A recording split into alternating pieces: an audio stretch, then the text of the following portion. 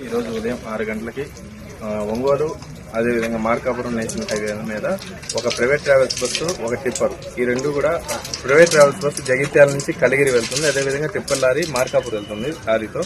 ఇది ఏదైతే ఉందో ఈ బస్సు ప్రైవేట్ ట్రావెల్స్ బస్సు ఈ టిప్పర్ లారీ యొక్క ట్యాంకర్ ని డైరెక్ట్ గా హిట్ అవడంతో అక్కడి నుంచి మంటలు చెలరేగి ఉంటాయని మా యొక్క అభిప్రాయం. అదేవిధంగా ఈ బస్సు ఏదైతే ఉందో బస్సు వచ్చి డైరెక్ట్ గా ఆయిల్ ట్యాంకర్ ను ఢీకొట్టడం వల్ల ఫైర్ యాక్సిడెంట్ అనేది జరిగిందనేది ప్రాథమిక సమాచారం.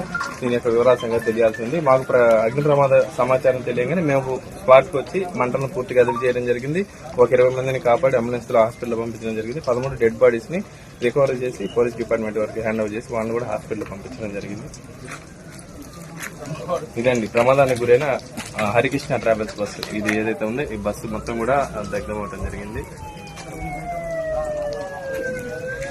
ఇందులో ఉన్నటువంటి 13 డెడ్ బాడీస్ ను కూడా మొత్తం కూడా తీసి సేఫ్ గా తీసేసి పోలీస్ డిపార్ట్మెంట్ వరకు హ్యాండ్ ఓవర్ చేయడం జరిగింది.